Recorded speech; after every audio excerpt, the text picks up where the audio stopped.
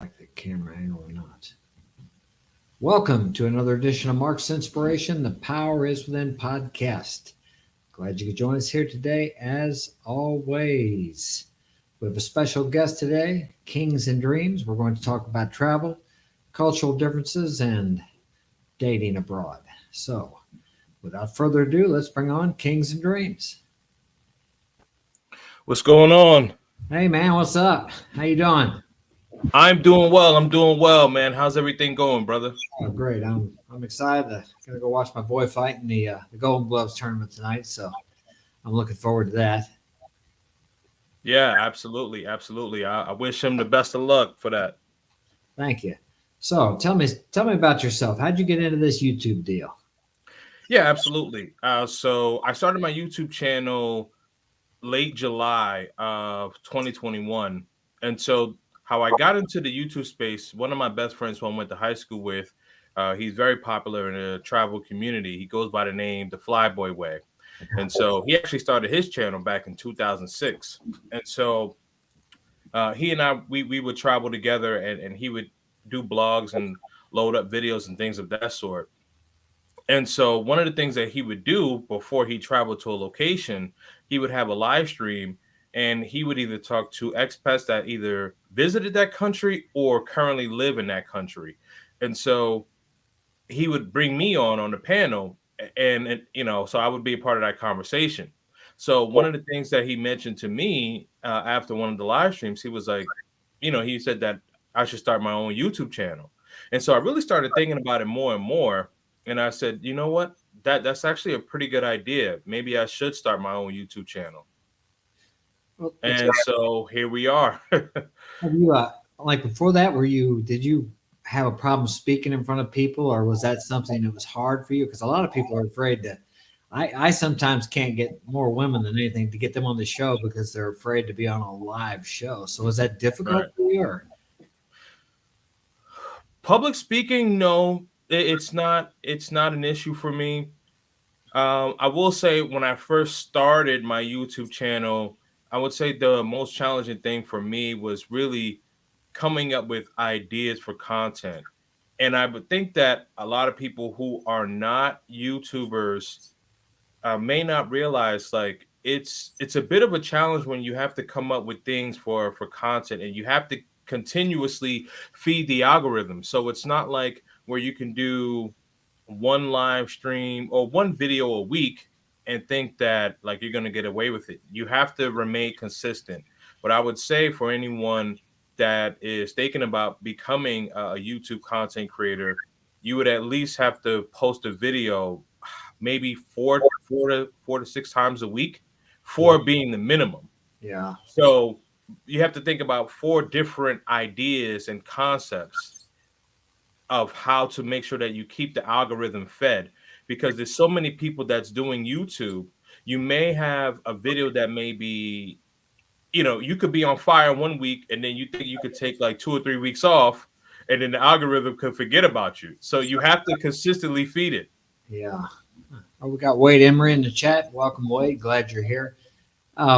So how long have you been? Did you say you started about 3 years ago or two? How? No, no, no. So I officially started in July of 2021. And so when I started, I started putting out content kind of sporadically. So this is why I was saying like you should do content at least 4 to 6 times a week. So when I first started, so I would put out content. Let's say I put out a video once every 3 or 4 weeks. And what I realized is that I wasn't really getting any traction.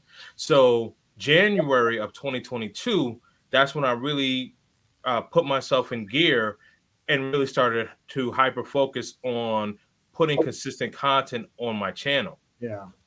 So even though I started in July of 2021, I really, really got started January of 2022.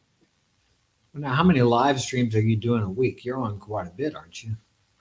Yeah, so I used to do like four a week. Now I'm like doing maybe let's say 2 to 3, and it all depends. It all depends. I used to, yeah, I used to want to do four, but doing four, it does take a lot out of you, because I'm not just doing like an hour. Like I would be doing 3 hours. So Didn't you you do imagine. I'm sorry. didn't you do a Go ahead. 4.5 hour the other day? Was that you that did the 4 hours and 30 minutes? I thought I did 3.5. I three and did a half. three and a half. It's a long time. Yes, it is. So imagine doing 3.5 hours 4 days out of the week. So that takes a lot out of you. So now now what I'm looking to do, I'm looking to do 3 live streams at max, but definitely 2 live streams. And I'm trying, I'm trying. It depends on the content, but what I'm Yeah. trying to do is I'm trying to keep it within like 90 minutes, 90 minutes. But again, it all depends on what the conversation's about, right? Right.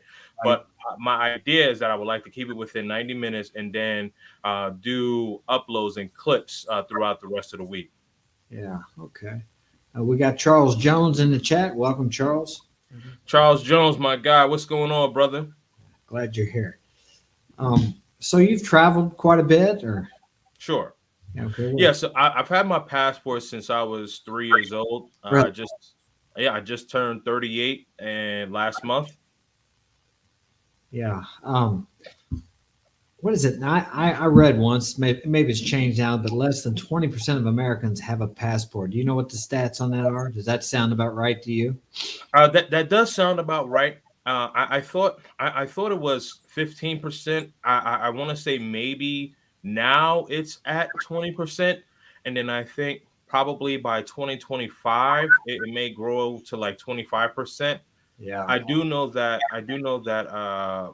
like I was reading an article from Forbes, and it came out last week, and they were saying that passports now are actually being backlogged because an overwhelming amount of people are filing for their Really? passports. So yeah, so I think that number is going to increase by 2025, and then by 2030, it may be 25 to maybe even 30% of people having their passports. So the number is steadily increasing. And you've also lived out of the country for a period of time, or lived in? I have not. I have not necessarily lived out of the country. However, I do have an apartment in Medellin, Colombia, and so I'm there 6 to 8 times out of the year. Yeah. So yeah, so I'm very familiar with the locals, and very familiar, and I know my way around that city very well. Yeah, and you've also learned the language as we were speaking back and forth in Spanish the other. That's very helpful, isn't it?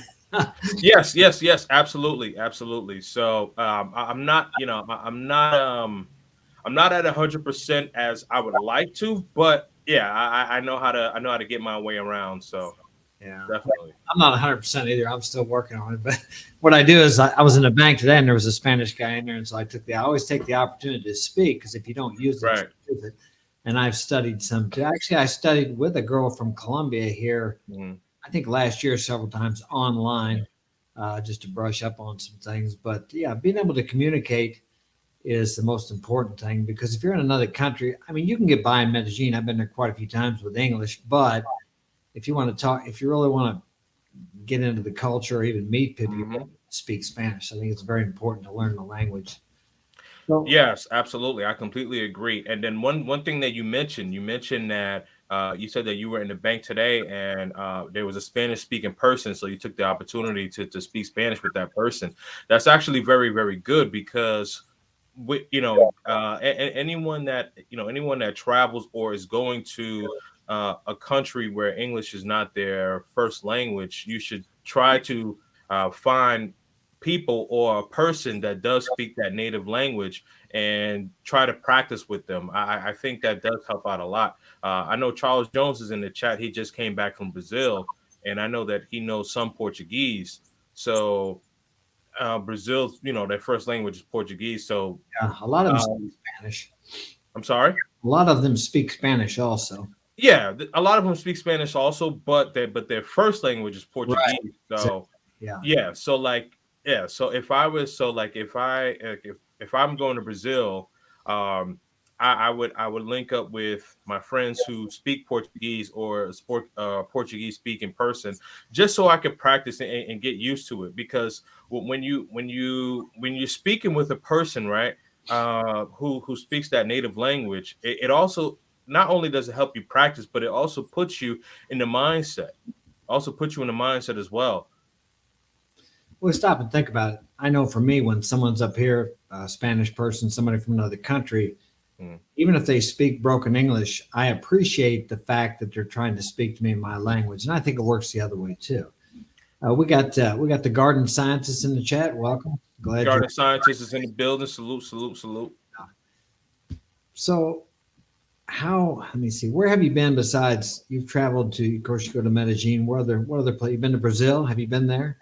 I have not been to Brazil yet, so my plan is actually to go. Well, it was to go to Brazil this month, but I'm not going to be able to go this month. Unfortunately, I have some family things that I need to take care of. So I was really supposed to start my traveling journey in February, but it's getting pushed back to April. But I am going to Brazil. I am going to Brazil in April. I'm going to Colombia also in April as well, and or May. I'm going to Colombia in either April or May. But yes, Brazil is top of my list as of right now because I was supposed to go to Brazil since February, and my son he plays indoor football, but the season didn't end until uh, like yeah 2 weeks ago. No, a week and a half ago. So that ended. Then now I have another family issue, unfortunately, that I have to deal with. So that's pushed everything back until April. But April, I am going to be in Brazil. And where will you go there? What city will you go to? So I'm gonna be going to three cities. So I'm gonna be going to Rio de Janeiro. I'm gonna be going to Sao Paulo, and then I'm gonna be going to Salvador Bahia. So I'm gonna be going to those three places. Well, what do you say to people? I know the first time I traveled out of the country was I didn't get my passport probably till I was, let me see, I got it in '98, I think. And I had some Guatemalans living with me that worked for my company. And I thought, well, I'll Mhm. travel out of the country. And if you get on the U.S. government website, they'll have you level 4 warning. They'll have you thinking you better not get out of the U.S. You're going to get murdered as soon as you walk. Well, it's like was it 4 people that got that tragedy that happened in Mexico. They tell Mhm. you about that, but they don't tell you about the millions of people that travel, have a good time, and come home. That doesn't make them. Yep. So they'll have you scared to death. So when I first thought about traveling out of the country, I'm like, man, I don't know. Of course, they'd had this Mhm. war down there and they act like that was still going on. But it's like, Mhm. I find that it's just like I can go to St. Louis down here and I can go to places I don't need to go to that are dangerous. And how do you deal with that? Or what's your thoughts on that as far as being dangerous to travel out of the country as compared to being in the US? Well, interestingly enough that you say that, Mark, because the thing is that anywhere you go can be potentially dangerous, right? I mean, here even in the states, here even in the states. I mean, I'm from the East Coast, Brooklyn to be exact, Brooklyn, New York City, and there's parts of Brooklyn that I won't even go to, and I'm from here, Uh, so there's so there's warnings on no matter where you go, and it's an unfortunate situation that happened in Mexico, but I do think that there's more to that story than what's being put on. I was But wondering but I, about that but too. I don't want to go down that rabbit hole, right? But back to the question at hand. The thing is that when it comes to places being potentially dangerous, that can happen anywhere in the world. What I would advise people is that we have we have the art of social media and technology where you can Google something, you can YouTube people who live in that country or who have visited that country. You have expats or travelers, and you can look up information. And then also, um, when you start sending messages, what have you, to these travelers, we also have traveling groups now.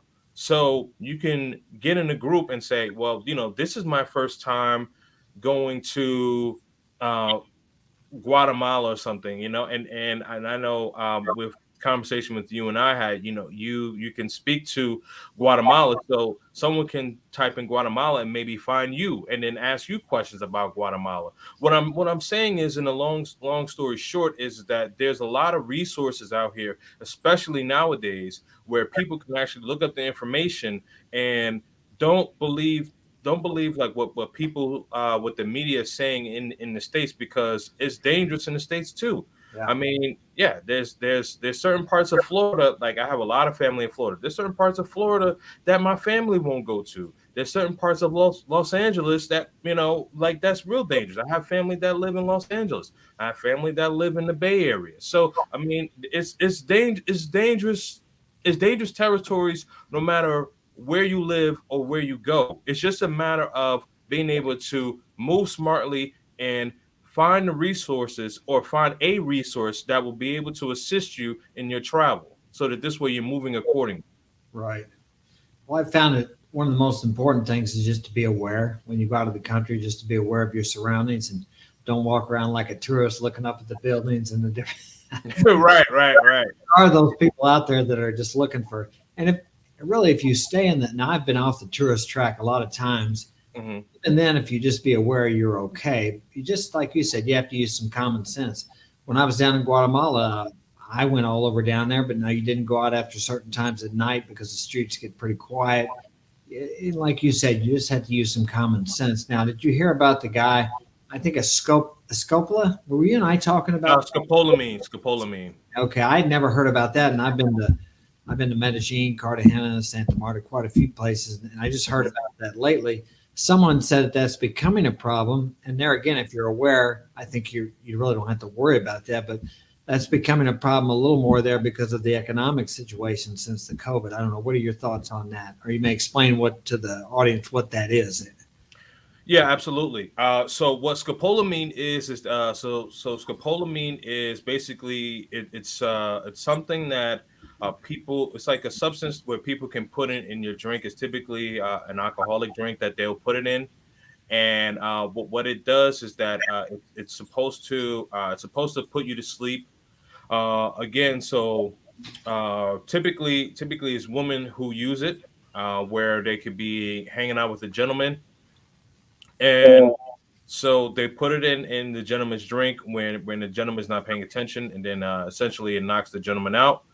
And so knocks him out for like a few hours. And so while the gentleman is being knocked out, these women are taking this man's possessions, whether it be money, iPhone, iPad, whatever it is that they can make a profit on, and then also taking their debit card and purchasing things online. Um, and also, what can potentially happen, these women, they're not doctors, so there have been men who have been deleted from that. I don't want to say the actual word for the YouTube algorithm, but men have been deleted due to the cause of that. So you definitely have to really really be careful. Yes, it has to do with the pandemic, with the lasting effects of the pandemic, where there have been lack of jobs and things of that sort. But also the thing is that, like, when you are dealing with what I would say to men is this: when you're dealing with attractive women who have nothing to lose, these are the results that you're going to get. So you have to be careful of the low hanging fruit. Just because that apple looked good, that doesn't mean you have to take a bite out of it. Yeah. And some of these men are not paying attention because they think, oh, well, she's beautiful, she's attractive. You don't think anything's going to happen, but you have to vet these women no matter where you are in the world. And if they don't have anything to lose, what makes you think that they care about you? Right. Yeah. If it's too good to be true, a lot of times it usually is.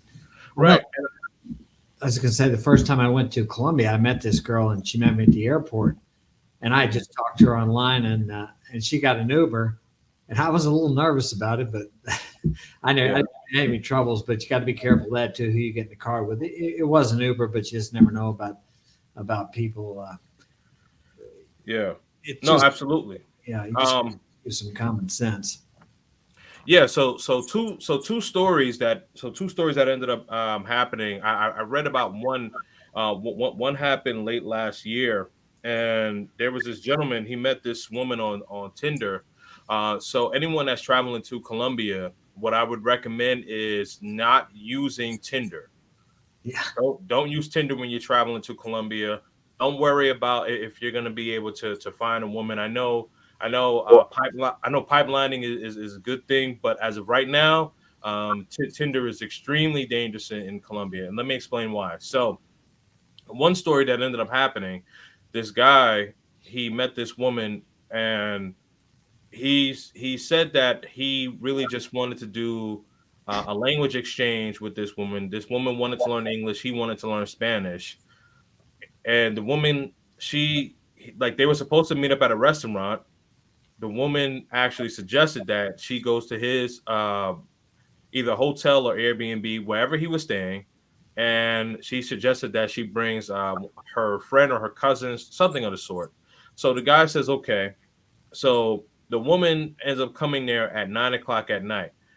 That's a red flag. Well, Tinder's the first red flag, but the second red flag is that these women are coming at 9 o'clock at night. Now, as a red blooded male, if a woman is coming at 9 o'clock at night, I'm not trying to do anything but exchange, and outside of exchanging languages. If you get what I'm trying to say, so there's no languages exchange at 9 o'clock at night. You know what I mean? Not for me. But anyway, so they end up hanging out, and it's about 12:30 at night. That's the last thing that he remembers, and so he wakes up the next morning. All of his possessions have been taken. So I say that to say, like, you have to be aware of your surroundings. So if you're trying to meet someone that speaks the language and you're trying to do language exchange, no person is going to come to your apartment or declines to meet you at a public place. It goes to your place at 9 o'clock at night, and then you're hanging out having drinks until well after midnight. Right. There's something doesn't add up with that story. I personally think that the guy was trying to get a 2 for 1, and which is cool. I get it, but the thing is, as I mentioned, you have to be careful of that beautiful low hanging fruit. Just because it looks good doesn't mean it is good. Yeah, and there's a lot of beautiful women in Medellin, or at least that's been my experience, as compared to the U.S. I mean, there's beautiful women up here too, but Hmm. it's like, to me, it's like they're everywhere. But I guess that's, for me. I like dark hair and dark eyes, so, and it's plentiful down there. Right. Um, Now, what is your favorite place? Is Medellin one of your favorite places to travel, or? Yes, it is. Yeah, Medellin is one of my favorite places to travel. Absolutely. What do you? Also Cali, Colombia as well. Yeah, I like the valley of Medellin. How it's in the big valley. When you come in the taxi and you go down through Yep. the valley, it's a really beautiful place. Yeah, no, it's very, very, very beautiful. Very, very beautiful. Yeah, like once you get out that tunnel, I don't know when was the last time you've been there, but They they built it. did it up last time I was there, so Oh, so you've been through the tunnel then? the tunnel. Yeah, Okay, cool. Okay, cool. Yeah, so yeah, but once you get out that tunnel, it's like man, like you just see the beauty of the city, man, really. And especially like if you're coming at nighttime, it's so well lit up too. yeah, yeah. It's beautiful. Yeah. Now they're having a little bit of trouble with the Venezuelans down there. They're kind of infiltrating, I guess. Have they closed the borders, or is it still open, or do you know?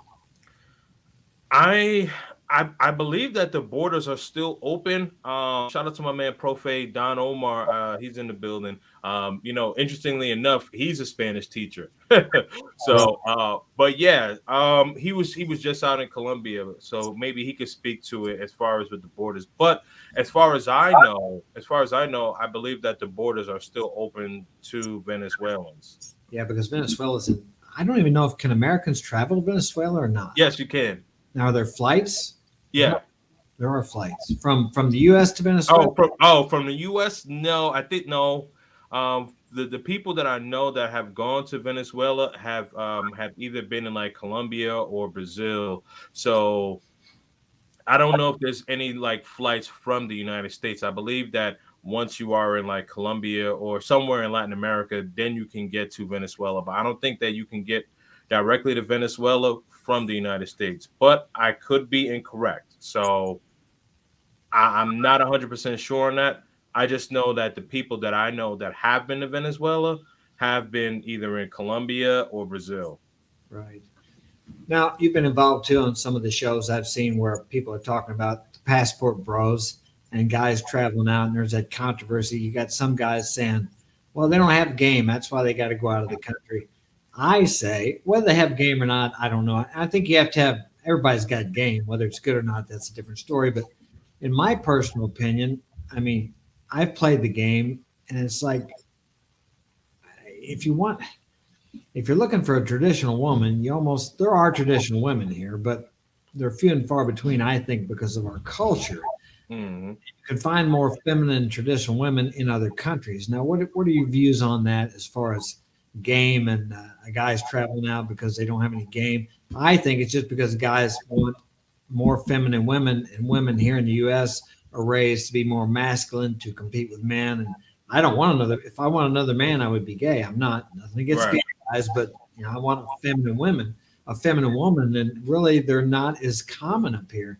And femininity really is a strength, and I think it's been belittled and made into almost a weakness here among women. Right. Yeah. Well, I believe that men are frustrated um, for a multitude of reasons. But one of the things is that this country has become way too liberal. So if you are a masculine man, it's either toxic masculinity, which both of those words actually cancel each other out because it doesn't make any sense. But again, that's for another show. But toxic masculinity, pardon me, is one thing, and number two, the price, the economy, everything is becoming more and more expensive. Right. Um, Number three, the men that want to be in a relationship and or marriage, you have the marriage laws on one end, and then the second half of that is that like you have some of these women that are playing games, right? And I believe that you and I had spoken about this briefly when you and I had did our interview last week. There's an article that came out on the New York Post, and it was last summer, where some of these women would go on these dating apps and they would meet these gentlemen and basically kind of ghost them after going out on a date. Right. And it was because either these women wanted to go to these particular restaurants and didn't have the money to afford these restaurants, or they simply just wanted someone else to pay for the restaurant and they weren't really interested in the men. Why am I saying this? I'm saying this because typically, for the most part, abroad, if a woman is going out with you, it's because she has genuine interest in you, and Right. the guys don't want to play games. So here in the states, if a woman does go out with you, you have to kind of figure out whether she really is interested in you or is she interested in going to the location of where you guys are going. Right. So you have to be wary of that. And abroad, you really don't have to worry about that. I'm not saying it doesn't happen. What I'm saying is that the odds of it happening is significantly less likely happening abroad than it is here in the States. Right. So those are like three of the me reasons why men do travel abroad, and of course men want to learn about culture and Right. things of that sort as well. So I'll add that, that'll be a fourth. But when it comes to specifically dating and relationships, men are frustrated because they don't know if this woman is genuinely really interested in them or not. And so when you run into a woman abroad, of course, women are going to be women regardless. And I do believe that you do have to have some wits about you when it comes to the term game. You have to understand that Excuse me, hypergamy. Sorry, go ahead. Frank. We got way too much noise in the background. Frank,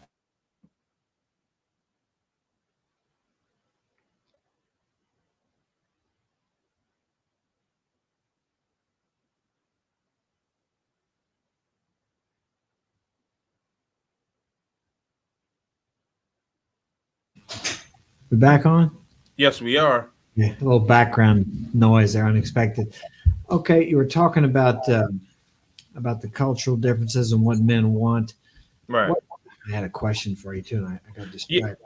yeah. I remember what I was saying, but what I was gonna say. So maybe that'll spark your question. But what I was gonna say is that hypergamy is global. So men have to understand that no matter where you are, women are going to be hypergamous no matter what. And the thing is that also, uh, if you have an average earning man is no longer valued in the United States anymore. So if you're making, let's say, anywhere between 45 to 55 annually, uh, it's gonna be a challenge for you to find a quality woman. Typically, you have to make at least high five figures to six figures or more in order for you to find a quality woman. So if you take that 40, 50,000 abroad, you can find a quality woman. And once you step off the plane, you are pretty much in that top 10%. Some countries, you may be even in that top 1%. Right. So if you take that, you basically have your pick of the litter, Yeah. as opposed to being in the States where it's like you have to vet these women, you have to make sure that they're willing to be on your program, and if they're not, you have to make sure like that that they're going to be submissive. So it's like, okay, this is one big cluster. What? Why do I have to deal with that when I can basically take my talents abroad? Right. It's funny too. It's kind of ironic because some of the women and some people here will say, "Oh, they just want your money or they want the green card," and it's like, Nope. okay, well then, what about women here? It's similar. I mean, I have a 16-year-old daughter. Hmm.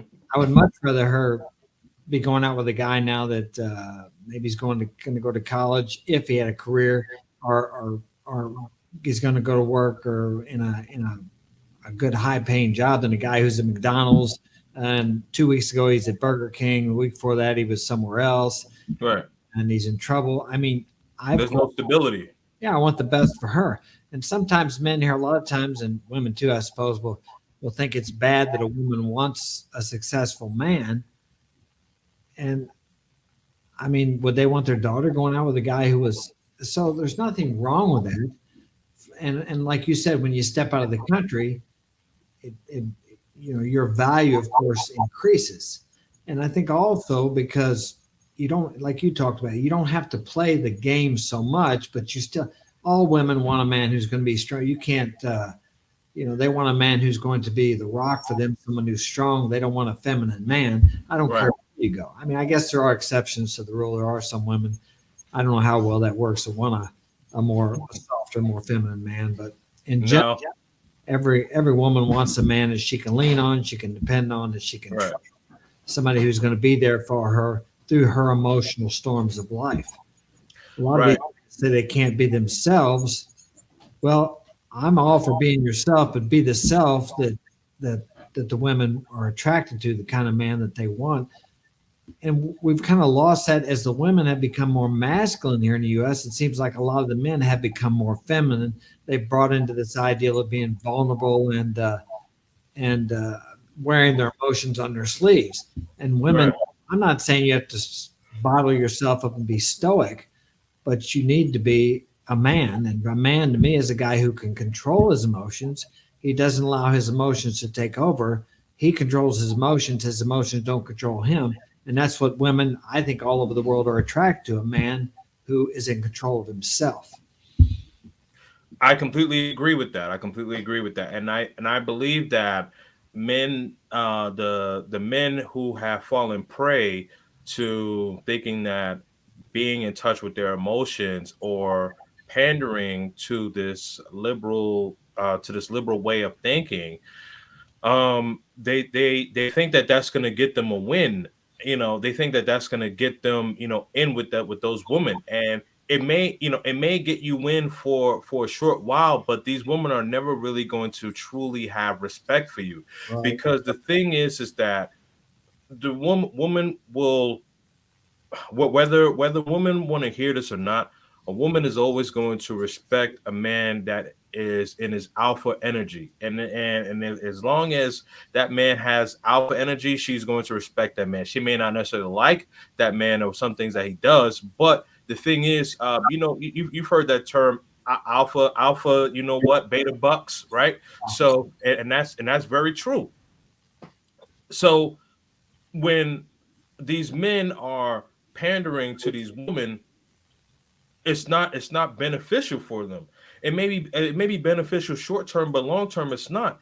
And then you travel abroad, yes, the financial aspect, as I mentioned, yeah, it's gonna put you on a higher echelon. But also, these men know that when they are traveling abroad, or these men should know that when they're traveling abroad, that the relationship dynamics definitely come into play, because you can't travel abroad and thinking that you're just going to be you're going to go into a beta male. No, that's not going to work. You need to be masculine. You need to be the leader. You need to be the protector. You need to be the provider. And if you think that traveling abroad and you're going to have that soft energy, that's not going to work for you.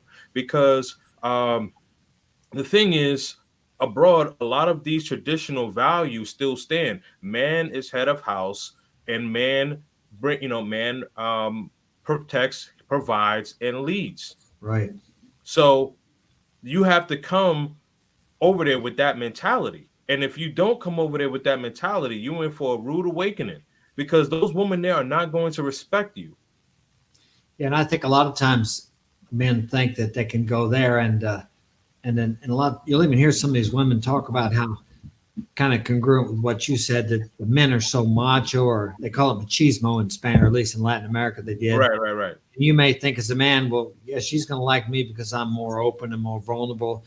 They've grown up with that, and that's the type of man they're used to. Now they may not like the extreme machismos.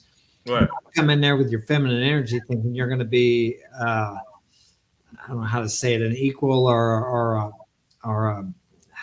be able to open up and just share your heart with them. And like I said, I'm not talking about being so stoic that you never share how you feel, but Right. they are actually, they're more attracted to a masculine man Right. than what actually the women here would be, because the women have grown up here differently. They Right. want a man that can directly take care of them, protect and provide for them, because they've grown up with that need. As to where the women in the States are, and I always say they're under an illusion. I've said this before, that they don't need a man. Well, they don't need a man directly because men have set up systems and structures and created this illusion that they're a strong, independent woman. They don't need a man.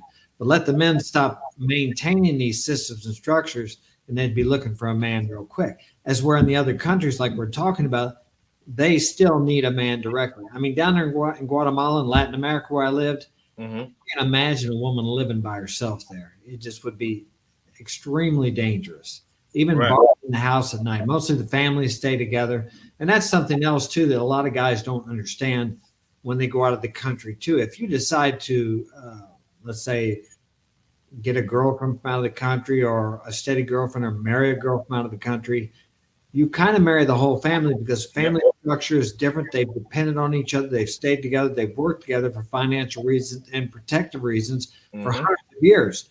So when you marry that girl, you're expected to help that family out the same as if you were born into it. Now, I didn't Right. know that, but I've learned that through experience with dating Latinas. Absolutely, completely agree. The family dynamic is extremely strong. So if you want that traditional woman, you also have to vet her family as well. So Yeah. if her family dynamic is poor, and yeah, if her family dynamic is poor, then that's not a woman that you want to marry. No matter how beautiful, no matter how attractive she is, no matter how great the intimacy is, you're basically looking at your future. Because if the family dynamic is poor, then basically once you marry her, you are inheriting that. So what I will say is that when men, when you're vetting these women, could be stateside and or abroad, you should always be vetting the family as well, because how that woman treats the men in her family, that's how she's going to treat you. Yeah. Yeah. Has she had an example of, for example, is her mom and dad together? Have they had, does she have an example of a woman taking care of a man? I mean, it's the same way up here, but Hmm. it's different because down there they don't have the social safety nets. Because when the parents get old, the kids have to take care of the parents.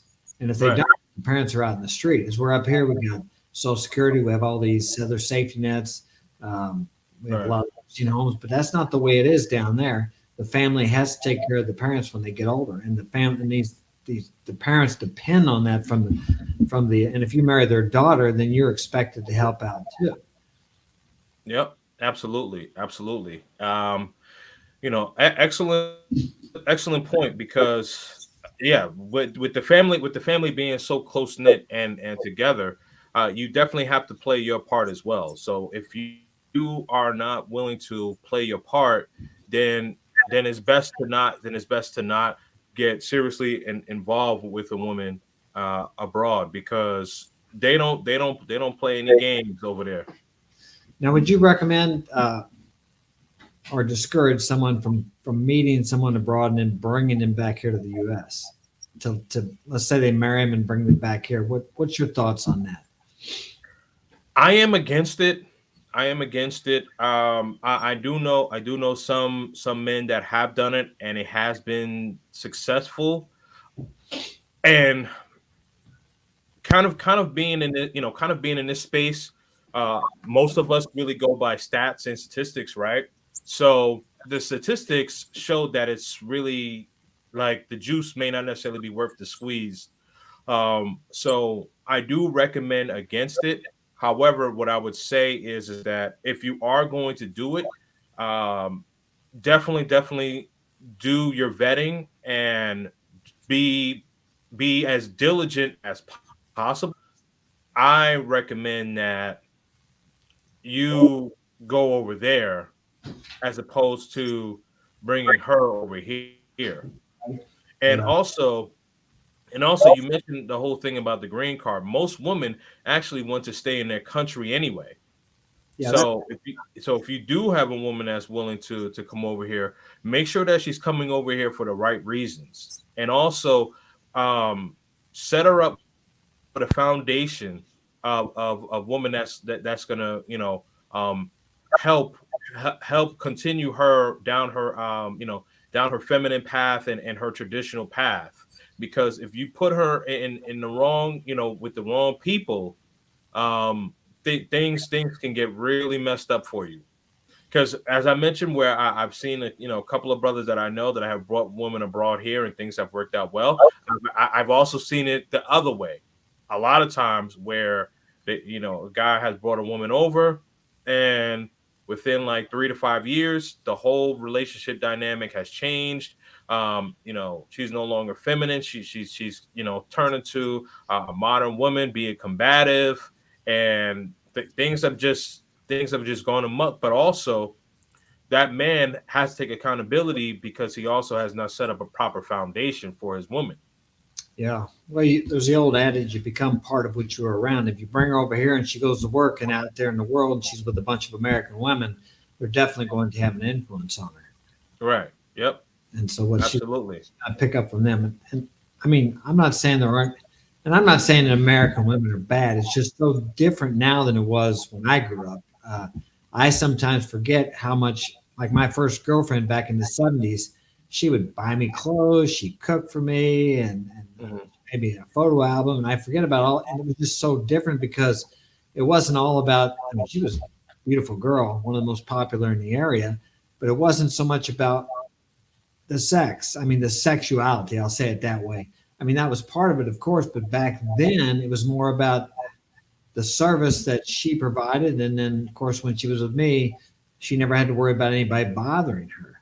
So it was just a Right. different dynamic than what it is now. It just seems like the sexuality is pushed so much that that's like the main focus of a girl. They think that's, it seems like it in the US, that's all they have to give.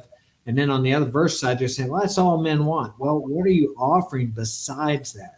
I mean, I'll Right. with women as much as the next guy, don't get me wrong. Hmm. But if they don't have anything more than that, then it's like that wears thin pretty quick. Agreed, agreed. And I agree with you when you say that not all American women are bad, and I never want to say that. I never want to say that all American women are bad. There are some very very good ones. The thing about it is that it's it's um it's a challenge. Excuse me. It's a challenge because men have gotten frustrated because like with the whole vetting process, but as as you mentioned, when it comes to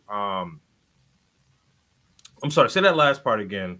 Sorry, I just had a brain freeze. My bad. Yeah, I know.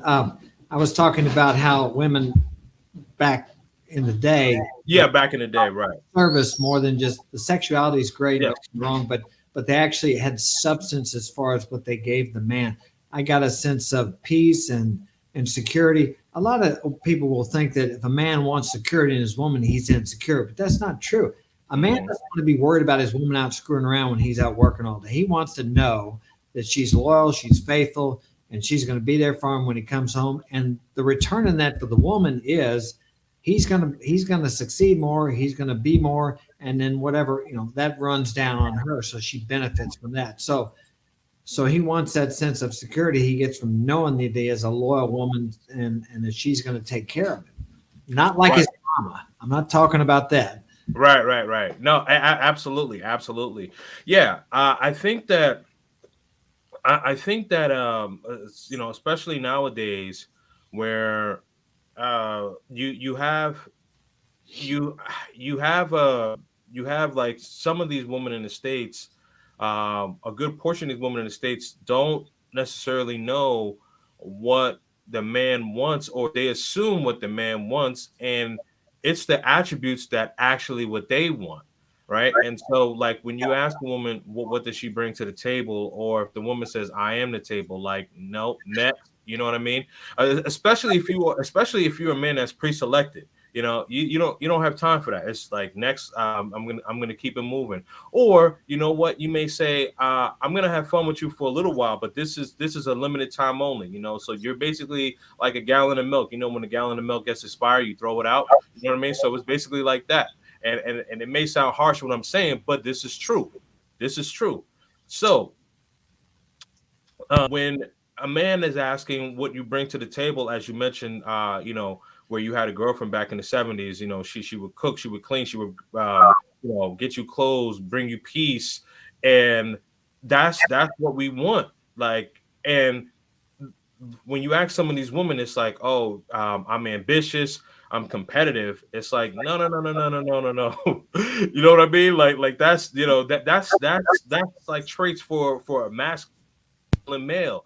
We want opposite of that. Like, we want you to be agreeable. Men, we're the ones who's supposed to be disagreeable, but you're the one that's supposed to be agreeable. Not saying that you have to say yes to everything that we Right. say. I mean, yes, you can definitely have some pushback, but it's about how you push back. You can make that suggestion, or like if you say, "Oh, well, oh, I'm not going to do this," so I'm not going to do this because I just don't feel like it. It's like, whoa, like now you're being rude and combative. There's a way to articulate yourself, and have a disagreement. We just don't want it to be like basically, we don't want it to be like a sports center debate. You know what I mean? Like we want us to be the man and you be the woman. Yeah, And yeah. I'm sure you've heard this one about, oh, he can't handle me. Yeah, we don't want to come home and have to handle a woman. right, exactly, exactly. You know, Yeah. we handle our business. We handle our business working. We handle our business trying to make sure that we bring in multiple streams of income. We handle our business by making sure that the roof is over your head. We handle our business by making sure that you have running water. We make sure that we handle our business that if it's cold outside, you could turn the heat on. Or we handle our business if it's extremely hot outside, you could turn on the air condition. That's how we handle our business. We don't want to come home and handle you. Why would we want to handle you? Man, that is such a turnoff when I hear that, oh, you can't handle a real woman or whatever. You're Real. right. We don't want to handle a real woman. And this is why men of means are getting their passports. And I'm telling you, by the time 2030 comes, woman, y'all need to start being worried now, because the thing is that, like, it's always by the 11th hour when women start to get worried. Uh, by 2030, I'm telling you, Mark, it's going to be a problem. And winter is already here, but they just don't know it yet. Yeah. Yeah. I like, was it Kevin Samuels? I He think said that, yes. he talked about how a woman, they come up there and they say, well, I got a PhD. I make this money. I Yeah, don't care. I don't care what a woman makes. Can she right. make, I mean, I know nobody can make you happy, but mine is like, can you make me happy? Can you bring me peace? Can you take care of my needs? I don't care what you make. And if Hmm. they're looking for a high value man or I don't know about the term, but we'll just use that. That's a man that can take care of her. And if they decide to have kids, he doesn't care what she makes. I mean, I don't. And Hmm. most of the guys I know they don't care about that. I don't care what her degrees are. Is she a good woman? Is she a nice woman? Can she raise kids? I don't know when it happened in the U.S. that it became an unadmirable and a belittled thing to be a mother and a housewife or a homemaker. I mean, sometimes since Right, 1960 when I was born, and now it's become. And I know another country that's still valued. Mothers are still valued. If it was right, a valuable career, the daycare industry has a revenue of $47 billion a year, and it generates $100 billion a year in the economy. So apparently, it is a valuable profession. And who better? I could go off on a rant about this. Who better to raise the children than the mother? Who's right. putting values into those children? The daycare workers. I mean, back in the day, you might have your grandma or the grandparents take care of the kids, or maybe a neighbor babysitter once in a while. But we didn't have daycare; it wasn't an industry.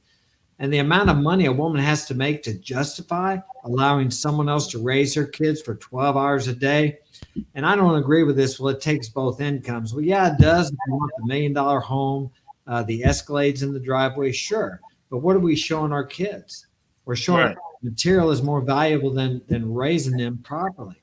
I mean, I'm Hmm. fortunate here because I've raised mine by myself for the last 12 years and I'm self-employed. So, and then some of my sons work for me now. I've got to spend quite a bit of time with them. But now I'm not telling you that I could. It would have been better to raise them with a woman, of course, but it just didn't work out that way for me. So, but statistically, children raised by the man only are better off than children raised by the woman only, because kids, especially boys, once they get to be a certain age, they will take over the house unless there's someone there. How would I say, stern enough to keep that from happening. And you see Right. a lot in our society today. Some of my son's friends or associates, I'll say that way, they have no respect for their mother when they get to be about 14 or 15 because their mother can't handle them. So, Right. these. But as I started off with this, though, I think it's unfortunate that we don't admire motherhood, homemaking, as we should, and we build up the fact of women, they need to have a career, they need to do this, they need to do that. And I think a lot of women, when they hit their 40s, 50s, they're feeling empty and flat because they're trying to get the same fulfillment and satisfaction out of the things a man gets his out of it. It just doesn't work that way. I completely agree with that. I completely agree with that. It's it's so interesting. You mentioned Kevin Samuels. Definitely rest in peace to Kevin Samuels. And there was one show that he had, and he was speaking with a Latina woman, and she's married, and so the Latina woman, she was saying that she had made, I guess it was some family gathering, and she had made her husband a plate, and her husband's sister and aunt, they got upset. Well, not upset, but they kind of like questioned her and saying, why did you make him a plate? He can make his own plate. And she Right. said, well, that's my husband, right? And Kevin asked if the aunt or his sister was married, and the wife said no. So it's just it's befuddling, the fact that making a man a plate or cooking for a man is belittling or beneath, where you would want this man, Lord forbid, if someone were to break into your home, you would want him to protect you and potentially put his life on the line. But it's beneath you to make him a plate. But that's how our Let, culture. that doesn't make any sense. That doesn't make any sense. I, You know, I agree. because I can guarantee you, if this man said, you know what, I don't, I don't want to work anymore. I don't want to work anymore. So, uh, can you work and handle the bills for like 5 years or so I could just, chill and take care of the house? Oh, there will be a huge problem then, Yeah. right? But you can't do something simple enough as make a plate or make sure that the house is clean. There's a video. I don't want to go off on a tangent here, but I'm gonna say this. So there's a video that came out on that it was on Instagram. I was trying to play it the other day, but the video basically said basically what the video is that a man, he works two jobs, came home, his wife is eating pizza. The pizza's pretty much gone, so she offers him a slice of her pizza, not even a slice for himself. And so he says, "Okay, I work two jobs. I make sure that the bills are paid, and you can't make me anything to eat, or you couldn't even like have pizza here for me." And so while she's eating pizza, so she's like, "Oh, you a man? That's what you're supposed to do. You're supposed to provide." And so he's like, "Well, you can't even cook or do anything." Like it's videos like that. It's videos like that is why men are saying, you know what, like why bust my behind, work two jobs, make keep this roof over this woman's head, but I can't even get a plate. Right. So I might as well go abroad where I don't even have to ask a woman to cook. She automatically starts doing it. All I have to do is just tell her what I like and what I don't like. Yeah. What will they say to you? They say you want a slave. That's what they say. I mean, that's Right. a long time ago. This didn't happen overnight because I was watching, I don't know if it's Oprah Winfrey or one of those shows, probably 20 or maybe 30 years ago. And there Mhm. was a man on there saying that he wanted a traditional wife to stay home, raise the kids. And the women in the audience just railed the heck out of him because, oh, you want a slave. But my idea on that is this. What is the difference between that than the man going out and slaving away and providing a home, a car, food, shelter, all that? Right. The difference. I don't, but see, I think that's where media has programmed women to believe that that's belittling and beneath them to actually serve a man, but the man is actually serving the woman, and we have served women. You say Right. to the point of putting our life on the line, and that's the man's. If you want to bring up the Titanic, you didn't see the women and children telling the men to get on the life. Right. They're going to. Right. I mean, that's just what we do. So Right, exactly, Because I could tell you with the movie The Titanic, because if the men had left first, that movie would not have been as popular. yeah, that movie would not have been as popular if the men would have left first. how did they? Men were like, "Oh my goodness, how could these men do that?" Oh, but you know what? but you have no problem with the men sacrificing their life, though, right? Right. You Yeah. How, know, how did they and- look at the man that the real rich guy that was going out with the girl that was the main character, and I think he got on a boat. He paid somebody off, or he snuck on there one of the life rafts. yeah. He was looked down upon almost like a villain because he wasn't willing to go down with the ship, and that's the honor of men, and Right. that too is not respected. I find that the women don't respect the men as much in the U.S. as they used to, and I find in other countries women do still respect men. A lot of the women say, that's just because we don't have to put up with the crap anymore. We don't have to bow down. It's not about bowing down. It's about respecting. Okay, here's one that'll get me. I've been called a misogynist, a sexist. I think women need to know their place, but okay, that they hate that. But men need to know their place also. That's not a belittling statement, but most women will take that. What do you mean you need to know my place? There's things women can do better than a man will ever be able to. He will never be able to do it. And there's things men can do better than a woman will be able to do. Ever. Are there outliers and exceptions? Of course there are. But in general, that's the way it is. And we operate better when we stay in our place and do what we're best at. Agreed. And I think that's something where a lot of women in other countries know or still are aware of, and they've forgotten it here, or it's been programmed out of them. How many women are raised now to be housewives or mothers? They're not taught any skills in school or anywhere. So raised to be career women.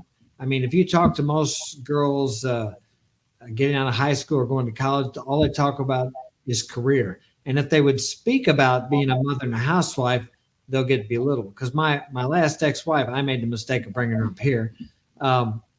She was belittled. When women would ask her what she does, we had 3 kids at the time, she was, I stay home and take care of the kids.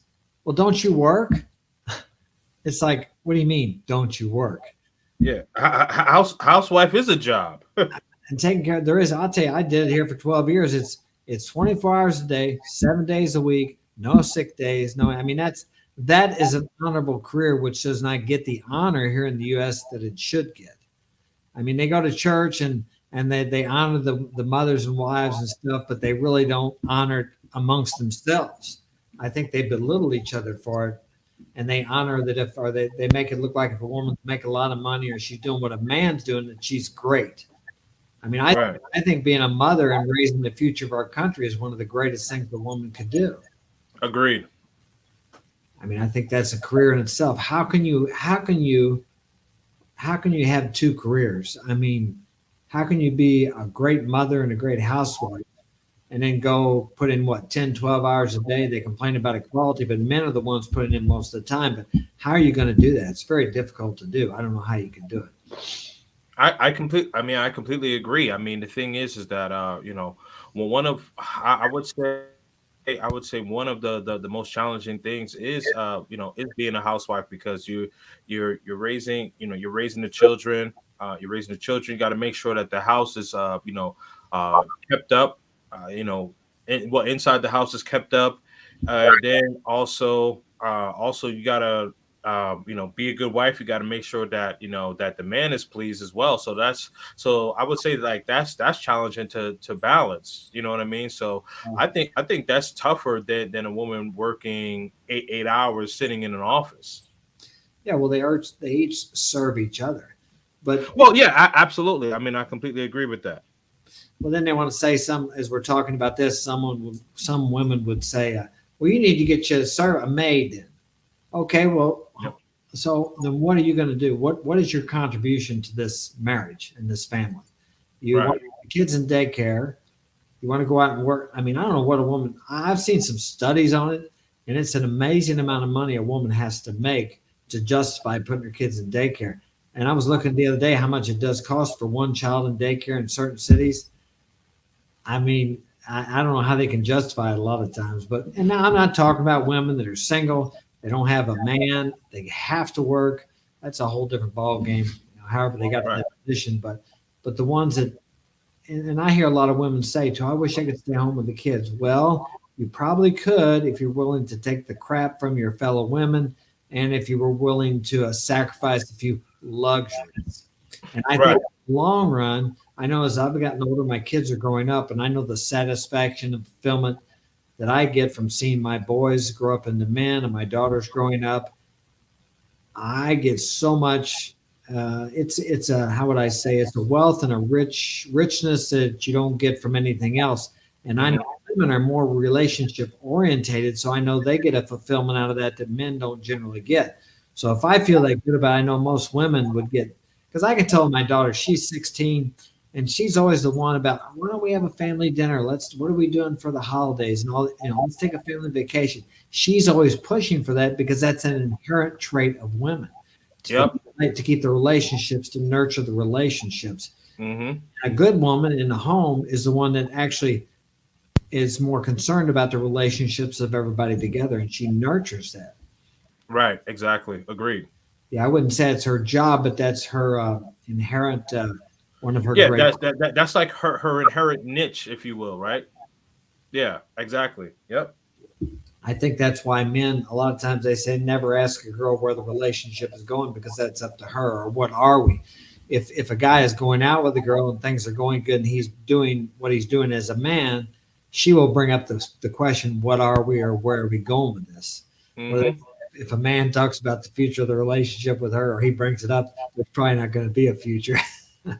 Agreed. No, that I completely agree with. Yeah. Yeah, especially, yeah, especially like learning, like dating and being in relationships and things like that. The woman should definitely be asking the man, "Hey, where is this relationship going?" Because then that's an indication that she wants to be with you. So yeah, so you want to make sure that she wants to be with you. So it's better that she asks you where is this relationship going. Yeah. Well, now, what do you think about a lot of, I'll call them Western women? Uh, Hmm. they think that if they want to go out with their girlfriends or they can have guy friends, and this is all fine and dandy. And if a man says anything about it, he's insecure. They call him small d energy. What are your thoughts on Well, I definitely don't think that it's small the energy. Men know men best, right? And so the thing is that now will I say that men and women friendships like do they work? I would say a good 90 to 95% of the time, no, they don't work because usually the man is usually trying to get with the woman, or the woman is attracted to the man, or you know what I mean? So like but both of them are attracted to each other somehow, some way, for the most part. For the most part. Now there's of course there's always going to be outliers in no matter what. in But right. But the thing is that men don't particularly want their woman to have male friends where they're hanging out with their male friends. It's just because like you don't want to put someone in a position to be tempted. So it has nothing to do with small d energy. It's just a matter of having that respect for your relationship and or marriage, right?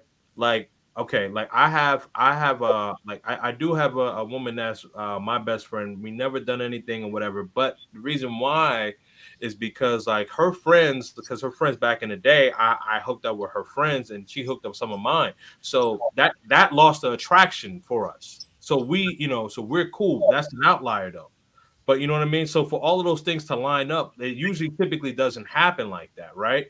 So when a man is telling his woman or he's suggesting to his woman like, hey, like I'm not going to be in a relationship with a woman who's going on girl trips or who has a bunch of guy friends.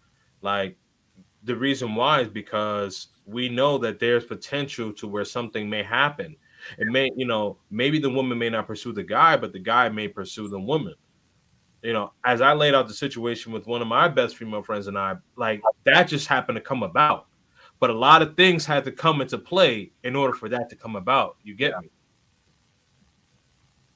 Yeah, well, and I know a lot of people tell me in the comments, oh, it's a new day. It's a new day. Well, how's this new day working? It was just unheard of if you were dating a girl back in the day for her to be on the phone talking to some guy and that was her friend. It just didn't happen. Something else that I just got a whole bunch of chat here that I didn't see it popped up. Something else was I lost my train of thought there. Um, where was I? You said something about back in the day. Back in the day, okay, something else that a woman wouldn't do, and if she Mhm. did, she was considered scandalous, was take any kind of a gift from a man, money or none, say nothing about money, but any kind of a gift from a man or a ride or anything, rarely, Mhm. unless she was going out with him. You just didn't do that. But now it's like these girls have, I don't know anybody personally, but I've been told they got the guy in there under Uber, Foodie, and all that. They use guys. Well, you see them on social media bragging about it. Right. Yep. Intention of ever. And actually, I did know somebody that did that. She would go out with guys for dinner, knowing they wanted to be with her, but she would just, well, I gave him my company. But of course, there's that underlying thing. The man is thinking he's going to be able to be with her, or he wants something with her. But a lot of women now will use men, and I'm telling you, you just didn't hear about that back in the day. And I know it's changed, but are they changing for the better? Or is that, how well is that working? Do we have more promiscuity now? I think we do. And it's more a woman wouldn't get, okay, you couldn't do it. We didn't have social media. So she wouldn't get out there in public and brag about how many guys she'd been with or promiscuity So I don't think we're really moving in a better direction there. No, not at all. And the thing is, Mark, where these women, shout out to my man QB Passport flexing in the building, and shout out to Aura in the building as well. But the thing is that when it comes to when it comes to promiscuity, these women think like that they can compete with men, but it's so completely different because the thing is that men are congratulated on how many women that they're able to get. Women, they devalue themselves on how many men that they've been with. Right. So like when I see some of these women, and they'll say like, oh, like a guy could, if a guy can do it, I could do it too. I got so many guys, or whatever the case is. Yes, you're gonna have guys that are gonna be, on social media. They're gonna hit you up on your DM, and they're gonna message you. They may fly you out, but you're just you're a fun girl essentially. You're essentially a fun girl. What a fun girl is basically a guy. He has his fun with you for a limited amount of time, and then he moves on. But the thing is, when a woman knows that like this guy has been with a lot of women, that shows the woman that, oh wow, a lot of women like you. What is it about you that has so many women liking you?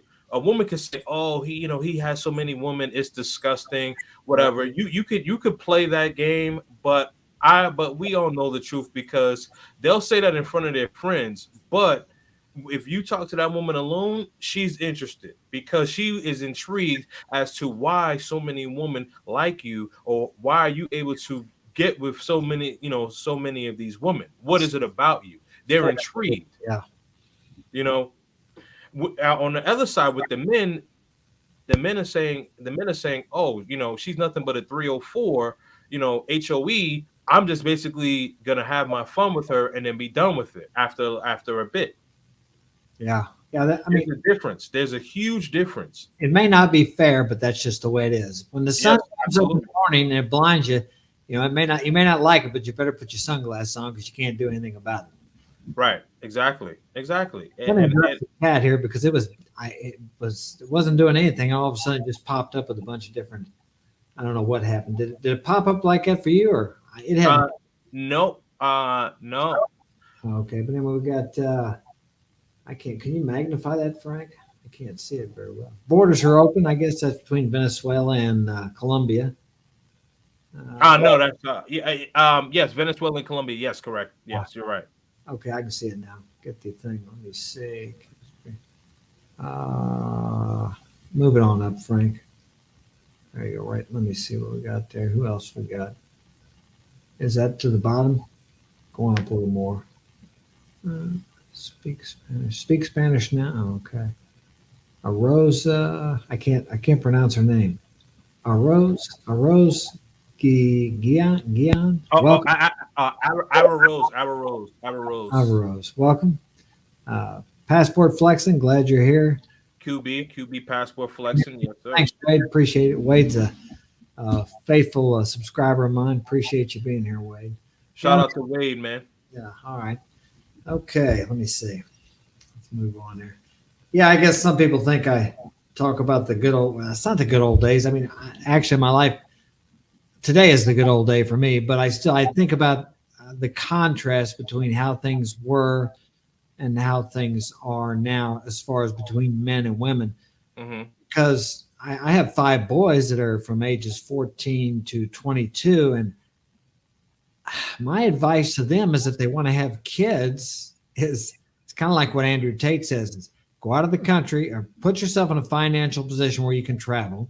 Yep. Go out of the country, find a woman, find a good woman, have children with her, and support her, and then go down there and visit her however many times a year. That may sound crazy, and somebody says, "How could you do that?" But the chance you take with a 50% divorce rate, 70% being initiated by the woman, and I think it's up to 80 or 90% initiated by the woman if she's educated, like a college education. Yep. Yeah. It's I believe it's 85% if she's college educated. You could end up in the same thing up here, except worse, because I'm going to tell you, I've been through the divorce system several times and the custody deal. If she doesn't want you to see that kid, your court order doesn't mean anything. But if you don't pay child support and you're going to be paying for 18 years, and if that kid goes, if she wants that kid to go to college, you'll be paying for that also. And a lot of young guys don't know this, but it doesn't. They're not getting that money because of what it takes to take care of the kid. It goes Mhm. according to your income. So let's say you divorce and you're making 50 grand. Next year you raise it up to 100. She can take you back. Next year 200, 150. Every year she can take you back and raise that up.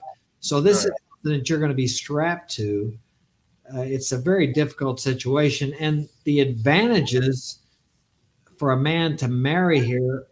I mean, it used to mean something different than it does now. There's really no advantage for a man, and I believe in marriage. I've been married 4 times, right? Okay, so but when it gets to the point where they don't want to put any effort, you no matter what you do, I don't care how much counseling you go to, whatever. If they want to run, they're going to run. Now, I mean, I'll take my responsibility. I won't go into that, but I became complacent. You just can't. But I will say one thing: it's it used to be if a woman had a good man who provided and supported and protected her, she had a commitment. She would stay with that. But now women become bored, and they have so many other women telling them, "Well, you can do better than that. You don't feel, if you don't feel like you love him, feelings have very little to do with it." Right. After 6 months, when the honeymoon stage wears off, you're not gonna. There's going to be times you wake up and you don't feel like you love your wife. You don't feel like you love your kids when they're not acting right. They're throwing a fit. They won't clean their room, but you love them and you do what you're supposed to do as a man. You go to work, you pay the bills, you provide, you're kind, you're considerate, you do what you have to do. But it seems now that we're so into this, they call it feels before reels, that if Hmm. women, and I know not all women, but women get to where they don't feel like they're in love, they think that there's something wrong with the relationship. You just are not always going to feel like. To me, love is a verb. Love is when you take the action, a loving action towards somebody. Let's say you're going down the road and you see somebody in a car accident, Hmm. and you want to pull a person out because it's catching on fire. You may feel afraid, but out of love for your fellow human, you pull them out of that car and you risk your own life. Right. For me, love is. I mean, I understand the feeling of love, but what I'm talking about is a love that makes a marriage or a relationship last. When you don't necessarily feel like you love that person, but you take the actions of love. And I think we've kind of forgotten that in our society. We've got so much into this. If you don't feel like it, it's okay not to take the action. Hmm. Thoughts on that?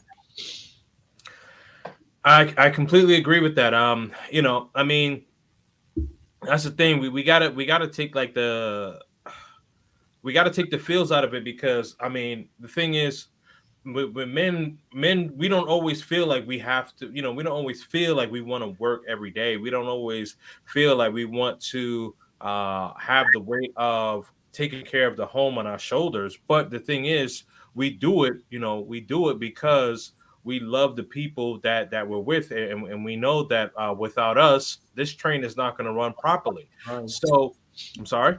Yeah, right. I was agreeing with. Oh, okay. Yeah, yeah, yeah. So with that being said, I mean, like we know that we have to do what we have to do.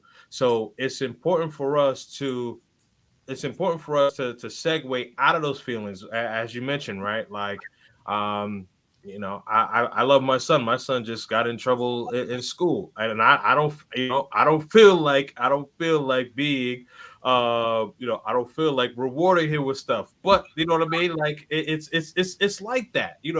And sometimes, and some days, some days, and I know my son will probably see the sun, but sometimes I don't like my son, but I love my son. Exactly.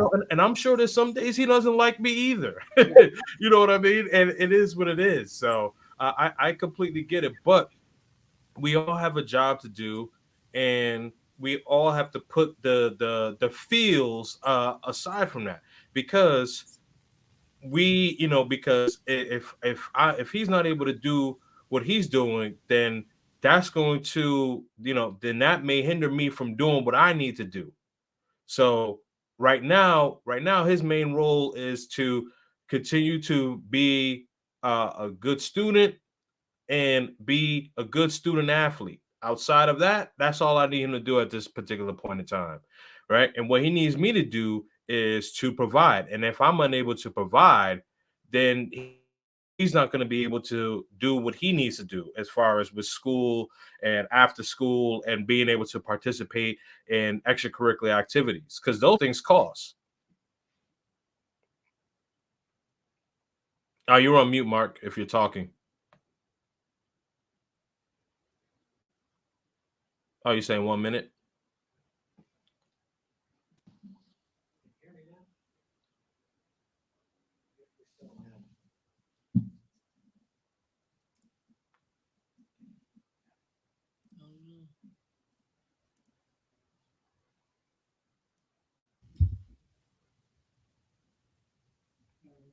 Can you hear me now? Yes, I can hear you now. I don't know what happened. We glitched out there. I'm not sure what happened.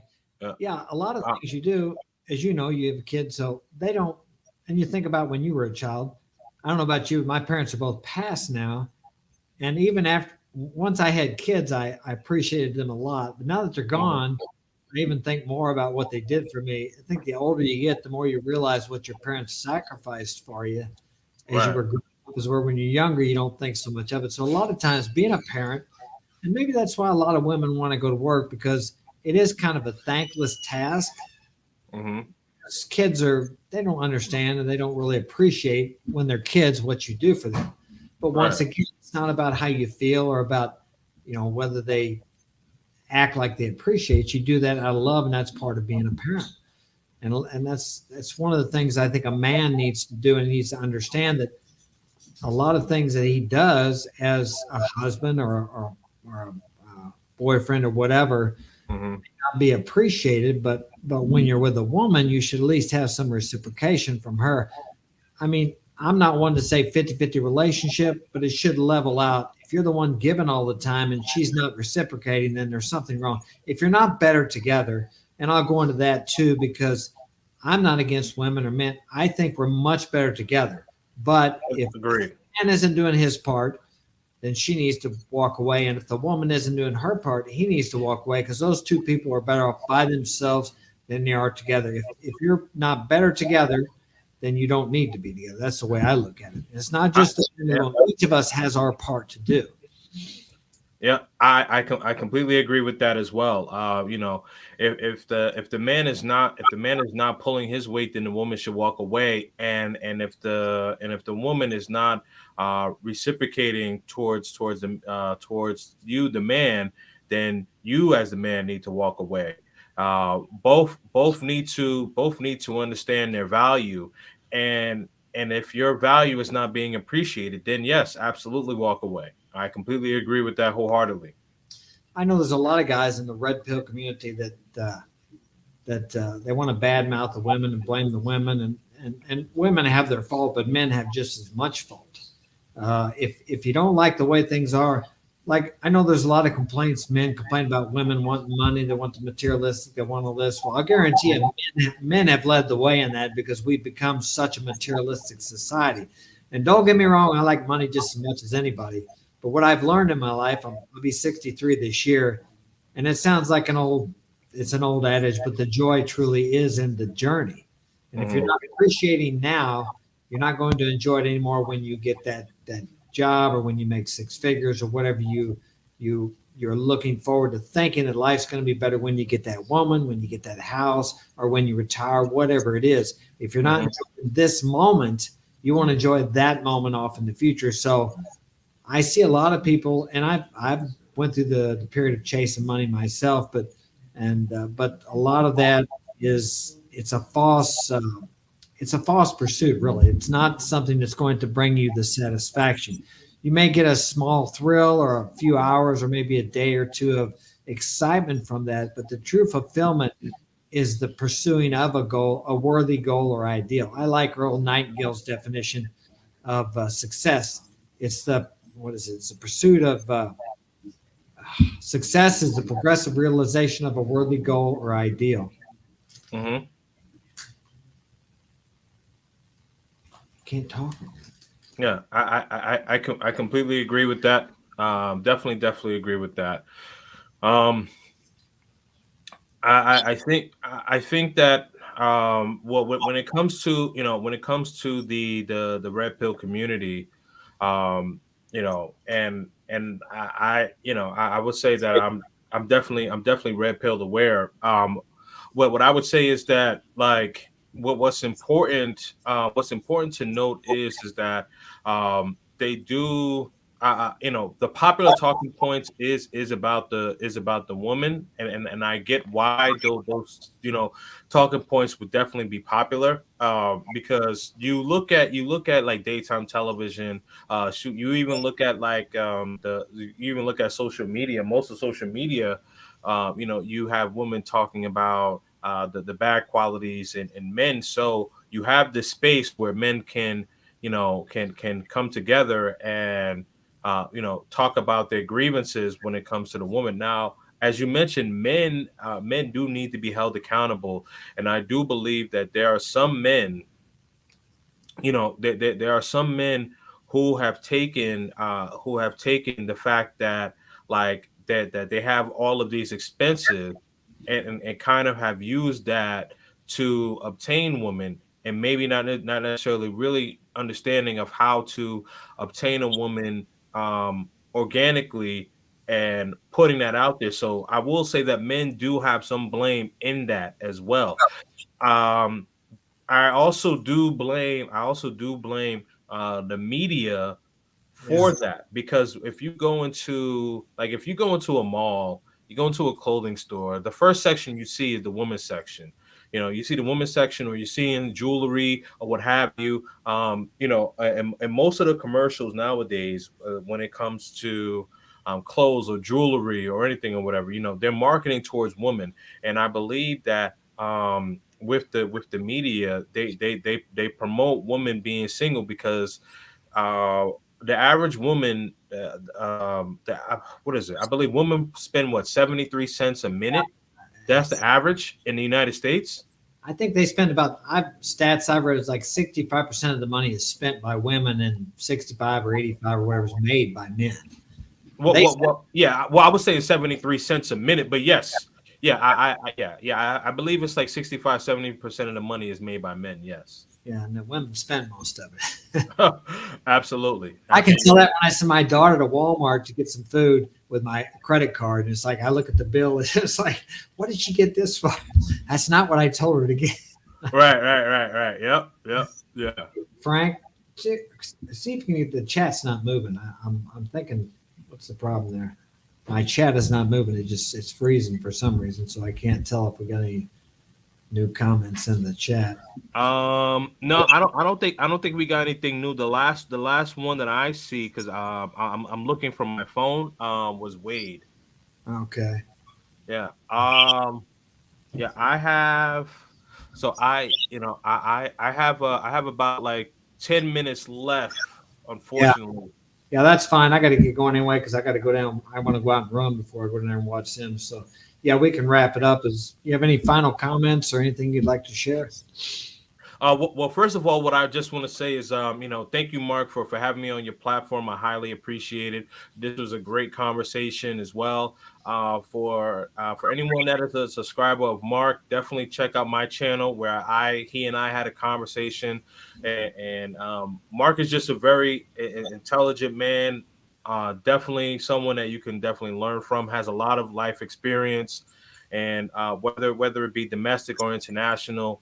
It's very good to learn from this brother, man. He's very knowledgeable. So definitely make sure that if for my people that came in, subscribe to his channel and definitely check him out on Instagram as well. Definitely has some great content and great feedback. Um, Again, I just appreciate you. And when it comes to the interrelationship dynamics, when you are traveling overseas, this is for the men here. When you are traveling overseas, understand that you are falling into that masculine role. Understand that you are the leader, the protector, the provider, the benefactor, decision maker. That doesn't mean that the woman doesn't have a say. That's not what I'm saying. But the thing is that she will be looking for you for your leadership and guidance. So if you are looking to get into a romantic relationship and or marriage abroad, you have to understand knowing that there is none of that 50-50 stuff. Like that's a Western thing. Abroad is completely different. So if you are not willing to go into your traditional role, um, and you are looking for a wife, don't go there looking for a wife. Go there, explore, have fun. But if you are looking for something serious, understand that you are going into that role. And then also, when you marry her, you are inheriting her family as well. Get her family dynamic, and how she treats the men in and her family is how she's going to treat you. So her present is your future. Remember that, and stay purposeful. Thank you so much, Mark, and subscribe to the channel. Yeah, glad you're here. Great having you. I got your link in the chat, so my guys, you go there and subscribe to KingzNDreamz. I got some good stuff. Appreciate you, and hopefully, I've got something rolling around in my head, maybe for something in the future here with a bunch of us getting together here at the place. So we'll talk about that later. Okay, sounds great, man. Sounds great. And who's fighting? Which one of your sons is fighting? My son Henry's fighting. He's fighting in the Golden Gloves tournament. He started fighting. He had his first fight about a month ago. He won. He stopped the guy in his second round, so he's having his first. I guess okay. It's tonight in the Golden Gloves, so they have to fight a couple of fights there, and so I'm looking forward to that. Absolutely, man. Absolutely. Good luck to Henry tonight. Hopefully he can win in the second round again, man. Yeah. First round knockout. Let's get a knockout. Let's get a knockout. Yeah, he watched the guy fight last night. The guy's fast, so he's looking forward to a vicious battle. So. Okay. Yeah, man. Well, definitely hit me up later and let me know the details of what happened, man. I'll do that. All right. Thanks for being here. Appreciate you, man. Thank you so much, man. Appreciate it, man. All right. All right. That's all we got for tonight. Thank you for joining us, and we will see you next Saturday, 6 p.m. Central Standard Time. Take care.